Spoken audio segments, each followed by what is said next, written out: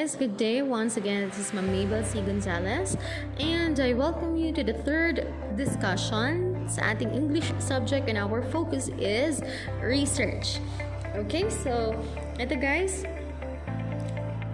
after the title and statement of the problem, nandito na ang ating introduction. Ano ba ang gagawin? From the word itself, introduction, i-introduce nyo yung inyong mga research paper or the variables in your research topic. So, ang format po, nakikita nyo naman ang format ng paggawa ng introduction, universal idea muna. Yung mga mauunang paragraph nyo is should be about universal idea. And ang universal idea po ay yung mga ideas na acceptable worldwide. It would come from worldwide ideas, some things that you can find on the internet, yung mga globally accepted ideas. And then a national idea, right after yung mga paragraph nyo, statements nyo, universal idea, sunod naman national. Papaliit po yan ng papaliit. Para yung inverted pyramid. Kung nai-imagine nyo yung baliktad na triangle, so mauuna universal idea. Pangalawa, nagigitnaan ang national idea. Ano ba yon? Mga topics po or mga research din na pwede nyo rin pagkuhaan sa introduction nyo. Pero sa introduction, I prefer na from your own ideas muna, from your own perception. Pero pwede kayong kumuha ano yung mga pwede nyo siyang i-relate.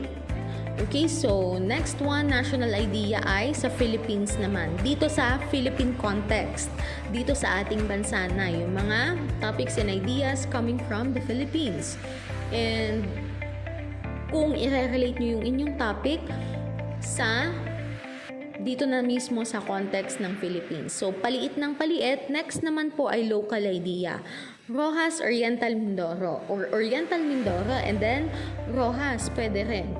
Ano yung mga idea? Ano yung mga topic or mga statements na pwede nyo i-connect sa research nyo na dito locally sa Rojas? For example, mass media. Yung research nung one group from Grade 10 Einstein last year, yung ating ginagamit na sample. So guys, ang universal idea nila nasa unahan. Okay, so just to give you an example,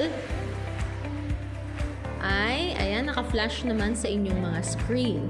And right after that, ayan po, yung in the Philippines, yan yung sinasabi ko na i-relate nyo yung inyong topic, i-relate nyo yung mga statement or ideas are in the Philippine context, dito sa Pilipinas. So, ayan, in the Philippines, the technology and mass media, blah, blah, blah. So, once again, na paliit ng paliit, di ba? Universal, national, and then local. But still, yung content ng introduction nyo ay umiikot sa mass media and technology, and of course, sa academic performance. Okay? So, I hope you guys are getting this one. Kasi may format naman kayo, pwede nyo munang basahin ang format or yung sample para magkaroon din kayo ng idea paano ba siya ginagawa.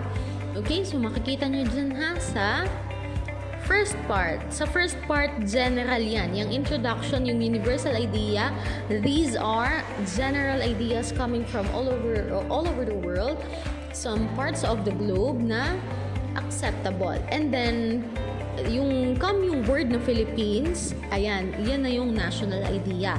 And then local idea, ayan kung mapapansin nyo, in Oriental Mindoro.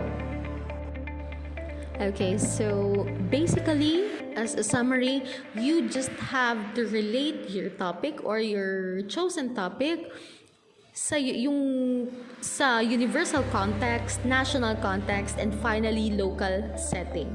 So, i-relate nyo lang doon, hindi naman kayo mahihirapan, of course, dahil meron kayong format. Pero it doesn't mean that you are going to copy the statements here. Kasi, what if this is not related to your research naman? So, it's gonna be useless. You have to read, and read. Guys, ang technique lang po para maganda ang kalabasan ng inyong research paper is to read and comprehend what you are reading. So, i-advise ko na magbasa kayo ng magbasa from the internet, from other articles. Kailangan ay masipag kayong magbasa, masipag kayong maghanap ng mga resources nyo. Kasi sa later part ng ating research or sa second part sa chapter 2, kailangan talaga nagbabasa na kayo. Or dito pa lang sa introduction, kailangan nagbabasa na kayo. Hindi pwedeng kung ano lang yung bumulaga sa inyo sa internet. Once na nag-search kayo, ayun na yun, sulat ko na para maipasa ko na. No. You have to read and understand what you are reading first.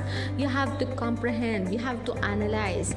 Ayun nga, ang sabi nila, kung hindi nyo mag-get sa unang basa, basahin nyo ng paulit-ulit, pangalawang beses, pangatlong beses, hanggang 10 beses, hanggang sa maunawaan nyo kung ano yung ibig sabihin ng binabasa nyo. So, napaka-importante ito para ang research nyo ay hindi tungkol sa kung saan-saan ang nakalagay dyan. Kundi, yun lang, dun lang siya iikot sa topic nyo. Mas maganda at mas malinis tingnan at pakinggan ang research pag pinresent na kapag doon siya nakafocus sa kung saan talagang dapat. Alright, and if you have any questions, ayun pa pala, before we proceed with the questions guys, I just wanted to inform you na kailangan din po sa ating introduction na andyan, na nadidiscuss nyo kung ano yung mga variable sa statement of the problem nyo. So, balik tayo dun sa statement of the problem na sample. Yung television, computer, internet, cellphone, study habits, academic performance, and socialization, kung babasahin nyo, sige, ito, provided naman ang picture, naka-flash na sa inyong screen ang sample na introduction. Kung mapapansin nyo, lahat nung nabanggit sa statement of the problem na variables, yung TV hanggang cellphone, study habits hanggang socialization, lahat yan ay ipinaliwanag po dito. Kasama dito sa introduction. Okay? So, kailangan yung mga variables nyo, yun yung nadidiscuss nyo, and finally, to inform us what is your research all about. What are you talking about? I mean, what is the topic all about? So, doon pa lang sa introduction, nabibigyan na kami ng idea kung ano yung mga topics and then concepts and ideas na i-expand nyo sa later part ng inyong research. Okay, so if you have questions, guys, you just feel free to chat me on Messenger. I-mention lang ako sa GC kapag may mga tanong. And I'm very much willing to help you out. And good luck. Have a great day.